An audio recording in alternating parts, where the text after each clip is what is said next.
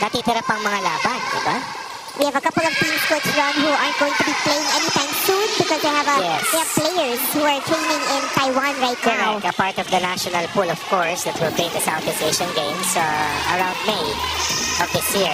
Good quick play, 0 tempo for Diwa, and scores the first point for Vanguard here in this set. Hopefully it is a sign for better things to come here for Vanguard. However, the Navy Sea Lions opening their set number 2. Quick retaliation. Marcelino gave up an ace earlier, not this time. Goes back to him, attacks the double block, scores the first point for Sea Lions here in this set. Ball is still alive. Better give it to Villanueva. Oh, nice. That is inside for Villanueva. Good cross-court winner coming from Villanueva. Finding the opening. Delivers a 2-point run for the Navy Sea Lions. Marcelino will serve for Navy. Villegas will go to Kamaganakan. Nobody there for Navy. Kamaganakan coming off a 4-point first set. He was the leading scorer para dito sa Vanguard. Doon sa kabuang 17 points nila. Also, itong si Kamaganakan had 7 points in their last loss versus the Imus Aja Spikers. Suarez will go to Villanueva as Villegas back set. And that will be an error called on Navy as they give the point to the Vanguard volley hitters.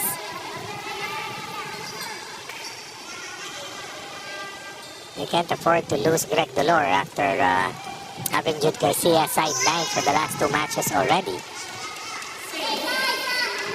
There was a bit of worry when he fell on the floor, Coach Ron. Oo, gingerly walking. Kasi mabigat yung schedule ng mga teams ngayon dahil hindi nga lalaro yung mga teams na yung mga players ay nasa Taipei. And that does not go over for Greg Dolor. Attack error for him. And we have substitutions here. Sensing that Dolor needs a little bit of rest, they're going to field in Afet Pagulong. Just have to bide time and hope that Greg Dolor is attended to. Villegas. Unsuccessful attack for Obay as Pagulong will send it over. Chance here for the volley hitters. Great blocking by Navy. They go to Vince Abrot. And they're going to give that point to the volley hitters. There will be 3 straight points for the white shirts coming off 2 attack miscues for the Sea Lions, and that attack point from the number 1 scorer, si Vince Abrot. But this will be a ball-in, ball-out challenge on the part of Coach Cecil Cruzado. So right now, Vanguard starting off strong, starting our set number 2 strong. They're up by 2 points, 4-2. As we await the replay on our screens and the final call for that challenge. Billy Capistrano with Coach Ronnie Magsanok, our courtside reporter Alexis to the side. As we take a look at the screen, that is ball in. 1 more challenge remaining for Coach Cecil and the Sea Lions as Abrot pushes Vanguard 2 points ahead of Navy. That was Brian Taboclao for the Navy Sea Lions on your screens a while back. Good defense for him. Puntos na naman para sa Navy Sea Lions. Mukhang challenge si Coach Ejek. Pero sabi ni Villegas, I think that was a good call. We'll continue on. There will be no challenge. Honest. No challenge. Nakita ko rin kanina yung kay Hero Austria, inamin din niya eh. Sa challenge dapat sila, inamin din niya na may black touch siya. Suarez. Good blocking by the volley hitters. Villegas to Vince Abrot, and that is off the block for Vince. Abrot over Villanueva, scores off the block. Mataas ang kumpiyansa nitong si Vince Abrot, although he scored only 2 points in that first set loss. Abrot is coming off a 22-point performance, a 20 of 34 clip, and 8 of 24 in terms of reception efficiency. So better showing now for Vanguard here. Villanueva will try. Ball still alive. They go to Vince. Got a good dig. And they chase it. They will send it over. Credit to Baclao for that one. That was Celis. And unfortunately, that will be straight to the net Look at for Celis. Palisok. Ito si Teboclao papasok. Sa ina si Celis who slowed down that last attempt coming from Abrot. And then a stare down that followed. 3 points was the biggest lead for Vanguard earlier. Si Lions trying to hold on and fight back even without Greg Dolor inside right now. So you gotta credit the liberos of both teams. Magagaling ang liberos nitong dalawang teams na ito. Great matchup for all three of them. Because for the part of Navy, they have been alternating between Tabaclao and Celis. And that will be another point for the volley hitters. Coming from Palisok. 3 points for Palisok. 2 in the first. 1 in the second set. Away from the blockers. Coverage was not there. Malapit si Villanueva pero hindi niya nakuha yung bola. Celis is back on the court. And that will be another point for the volley hitters. They say that is outside as we go to our first technical timeout.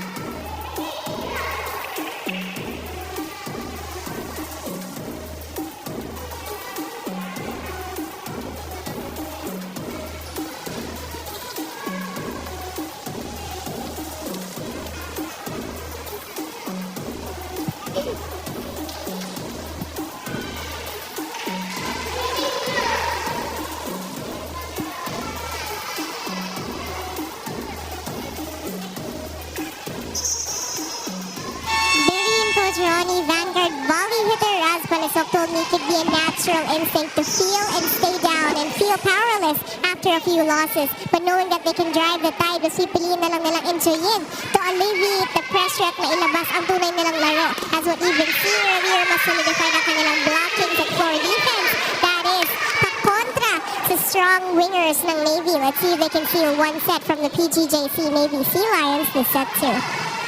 Thank you so much for that report, Alexis. And we are seeing good defense from the Vanguard volley hitters. Exactly. Led by, of course, the better Rek Alfaro. As we get back to this game, Abrot will try, unsuccessful. Suarez will give it to Marcelino. Tabaclao had a split-second decision to make. And natutuwa ako kay Celis sa Tabaclao. ang galing na na coach Ron. Galing bumasa. Tignan mo ha. He had a That's a drop split-second. coming from Marcelino and then in this pancake, yun. Buti na lang umiwas. Is a thing. Tapos may lava walk. Correct. As we get back to this game, Marcelino, right time, right place for him, good decision making. And now they are just down by 1 point. And that was an over-reception para dito sa white shirts. Look at this last serve. So, That's Berigano. Abrot. Yes, another problem para kay Abrot is yung reception efficiency na at that will cost them that last point. 3 straight points para si Lions. Villegas will give it to Abrot. And finally gets the point. The accuracy of Abrot has really been up there. Has hardly missed. Just picking up where he left off in the previous match, where he was at a near 60% accuracy rate sa kanyang mga atake. One of the highest scorers that we have in the league right now. Suarez. They need more of that. They need Entig to really deliver those type of plays. And they have to be creative without Greg Dolor inside right now. That's a big challenge para kay Owen Suarez to make sure that ma-maximize yung kanyang mga wing spikers and of course yung kanyang middle blocker. Kasi Entig. Jenny Entig serving now. Sails outside for him. Another point will go to the Vanguard volley hitters, who have a 2-point advantage against Navy. For those who just tuned in, this is set number 2. And Navy got set number 1. And that is outside. Service error naman para sa volley hitters. First line of offense not working here for both teams. Both teams committing a service error apiece. Palitan lang. And it's back to a 1-point lead for Vanguard. Then 1-point lead for them. Villegas. Wow, down the line. Miss. Was that Palisok? Last Palisok. That was an excellent setup coming from Villegas. Away from the blocker. Palisok was isolated. Just could not get that ball to drop inside. Suarez will serve for the blue shirts. As Villegas will Good set up height. Kamag-anakan out of nowhere. Combination play. Decoy move coming from Diwa. Frees up Joven Kamag-anakan. Kamag-anakan now with a total of 6 points. 4 in the first, 2 points here in set number 2. Both teams on fire here in set number 2. Better showing as well for the volley hitters who are trailing behind in set number 1. Their own version of that piston play. And even without Greg Valor, after being down at 8-4, this has been a good 7-3 counter para dito sa Navy Sea Lions. We also like the body language of both teams. Clearly enjoying this game, Coach Ronnie. Tignan ko rin yung mga coaches eh. Focus naman sila sa nangyayari. Parati yan. Ball is kept alive. Palisok gets that point for the volley hitters. They advance by 1 point. That was a good transition play for Palisok, redeeming himself after an attack error earlier. Isang kalamangan muli para dito sa Vanguard volley hitters. So much like that first set na sa una, very tight talaga yung score natin, Coach Ronnie. It's also happening here. We'll see, in the latter part, Yes. that second half of this set, kung parehas ba ang mangyayari. Well, so far, everything okay for both teams. That was pagulong. At Good hindi magpapatalo si Obay for the volley hitters. Still no Greg Dolor, although he's up on his feet. Kanina nakaupo kasi siya. Ayan, no? And hopefully we see him back in this game. Nagpaparamdam na gusto niya bumalik. Kamag-anakan on deck to serve for the white shirts. That was a quick one from Navy. How about Obay challenging a single blocker? Oh, That just was a missed. point. Just missed. First referee calls it outside. And the point will go to the volley hitters. And right now they are up by 3 points against the PGJC Navy Sea Lions. We have Jobs Kamag-anakan.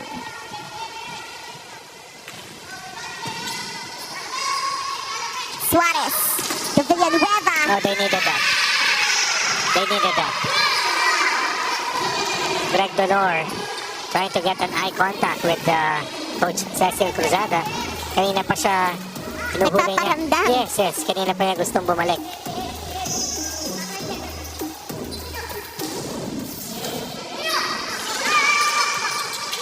Tight. Ball is still alive. Kamag-anakan. Palisok will try. He's denied.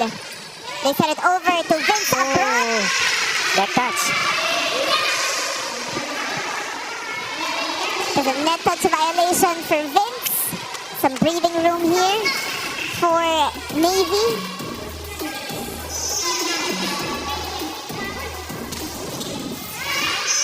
And unfortunately, that will be a Was that service Pagulo? error.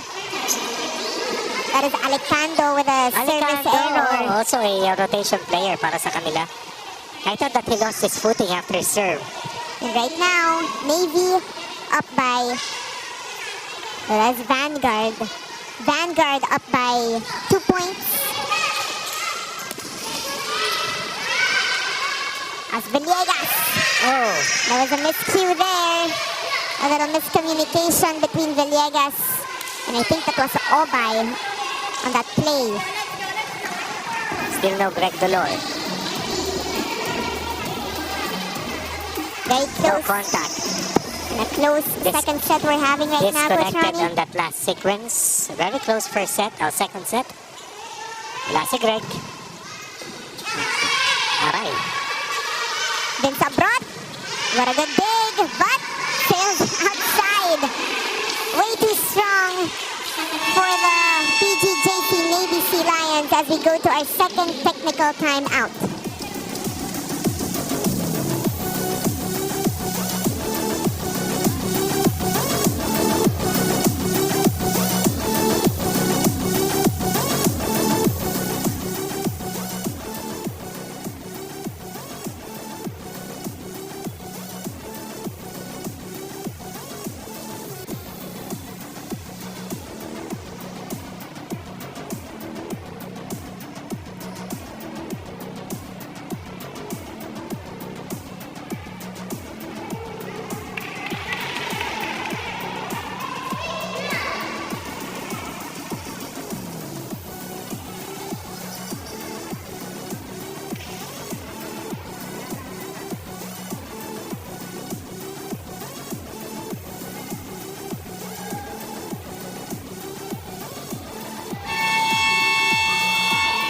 We're back here at the Paco Arena Events and Sports Center in the city of Manila. And you're watching the game between the Vanguard volley hitters, led by that guy over there, Raz Parisok.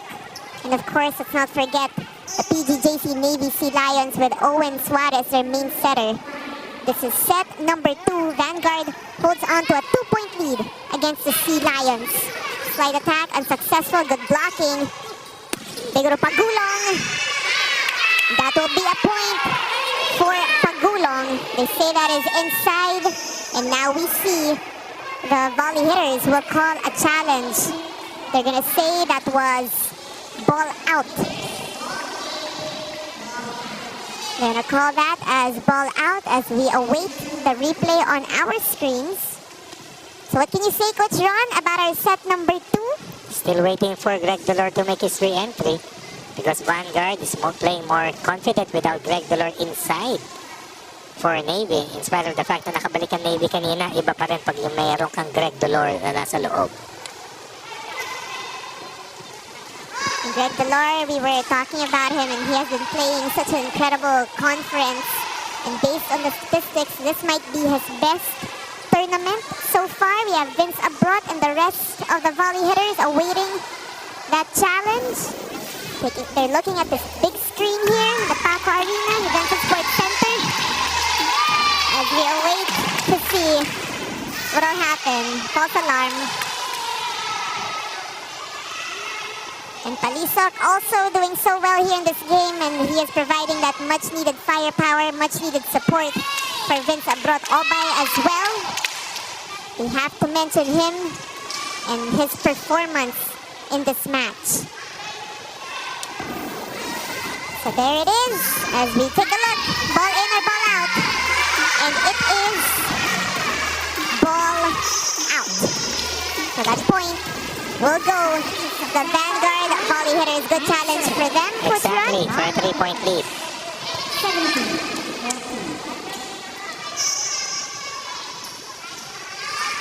Looking good at this stage. This was the part of the first set na kung saan bumaba yung laro nila.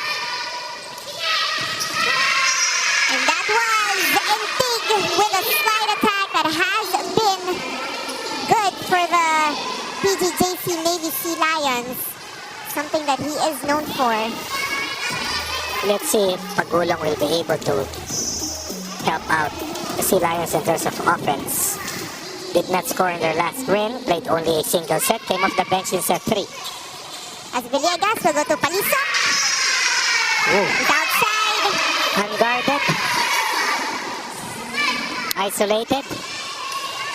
Instead, it's a 2-point run for the Sea Lions. 16 serving 17. And if you remember, Coach Ron, it's around this time na umabante talaga yung Sea Lions versus Vanguard in set number 1. And this is without Greg Dolor. Yes, ibang-iba. As Villegas locates Diva for that quick play for a 2-point lead para dito sa Vanguard. So now it is Vanguard's turn to try to extend their my. lead. And that is a service ace Oh for my, Vince Abroad. that's a mental lapse on the part of Marvin Villanueva. And again, wala pa rin si Greg Dolor on the court for Coach Cecil. Parang hindi na ibabalik, ano? Muna. But this time, service error naman for Vince Abroad. Will this be enough?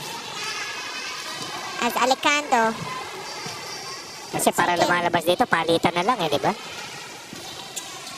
babalik na ulit sa 2-point lead ang volley hitters. We have Intig on deck to serve. Was committed to service errors already in this match. Better serve for him, Coach Ronnie. Good coverage. Neguro Marcelino, nobody there Has for been the very quiet. volley hitters. With the departure of Greg Dolor, Marcelino has been very quiet. But right now, that last power tip will push them to point number 18 and Coach Ajat Mabaya trying to map out a forthcoming play para sa Vanguard. Dito? Oh, patayin mo lang dyan. Patayin mo lang dyan, pwede ditong bigay at sa gitna. Okay? Yun lang, simulan natin sa para. Tapos silain lang natin dito. Go na. Ha? Let's go, let's go, let's go. Pasa muna tayo, pre, ha, pasa. Hey, Vanguard!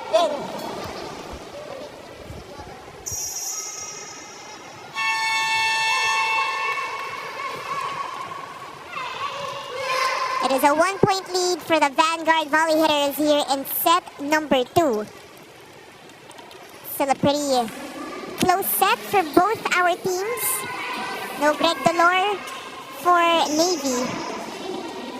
Still on the bench after a fall that he suffered. So Coach Cecil just wants to make sure that he's gonna be okay for the rest of this game.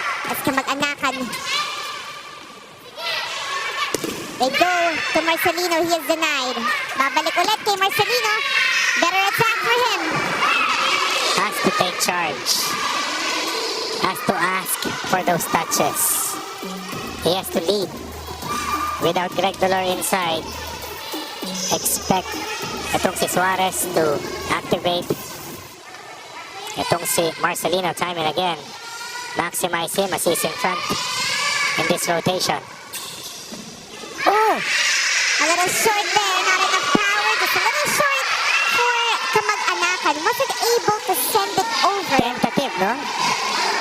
Nag-hesitate siya ng konti. Didn't really know what he wanted to do. Good scoring run para dito sa Navy. 3 straight points for them on this Intig serve. And they take the lead. 1-point advantage now for the Sea Lions. And they're going to give a free ball to the blue shirts and they will choose Marcelino. Good dig by Abroad. Babalik sa Navy ang bola. Suarez with a 1-2 play. And it is good for Owen Suarez. Perfect timing for Suarez to give his team a 4-point run. Some problems here with the first ball of the white shirts. Take a look at that. Owen Suarez, the veteran setter, making things happen for Navy as we go to a timeout. Pwesto muna tayo rito. Kahit ito tumalon, sasabay ka, ikaw dito. Huwag niyo iwanan ha. Ay, dalawa lang naman yan eh. Dalawa lang yan. Okay, kailangan turo mo lang yan. Okay, go, go, go. Go tayo, go. Pasa. Hey, Vanguard! So just like that, the PGJC Navy Sea Lions take the lead from the Vanguard volley hitters here in set number 2. We talked about the need for Marcelino to do some heavy lifting late here in the second set without Greg Dolor. And that was the cue for Owen Suarez to also be a scoring threat. Down 4, now on top by 2. We credit Owen Suarez as well, as I said, the veteran setter, distributing that ball for Navy as Vince Abroad gets a point. Tries to stop that bleeding. They are down by just 1 point against Navy. Finally, Abroad gets his chance to attack. And he delivers point number 20. Nauna pa sa 20 rito yung Navy. Or also up by a set. That was Alicante with a quick. Suarez's time to Marcelino. Ooh, Good big ball is still alive. and a net touch coming from Alicando. Alicando had his chance, could not kill and score. Instead, in the return play, Marcelino was checked. And in the rebound transition, puntos ang Vanguard, tied at 21 apiece. And even without that violation, Coach Ron, it would have been a point for the volley hitters. Nobody was there for Navy. Still, Alicando cannot put that ball away. Palisok, he's been quiet the last few sequences. Legoro Marcelino, babalik dito sa Navy ang bola. Bola still alive. Marcelino will try. And that Black touch. is a point. There was a touch. Marcelino should get as many touches as possible. Alicando will get his. But for as long as he cannot put that ball down and out and score for them, baka mamiligro pa rito ang Navy Sea Lions. So Marcelino is stepping up in the absence of Greg Delor here in set number 2 as Villegas will give it to Palisok. Unsuccessful. Good dig there. Marcelino again. Ball is still alive. One hand set. Finally, Alicando scores. He has to. Kasi multiple chances ang binibigay sa kanya ni Suarez. Ang dami. And Christian Marcelino cannot score all the time. Take a look at that. That was Suarez, one hand set. Yes. Papunta kay Alicando. Pero tumibay na rin ang floor defense dito ng Vanguard. Little chance at the net. Mamaganakan with another first ball rescue. Down by 4. 19-15.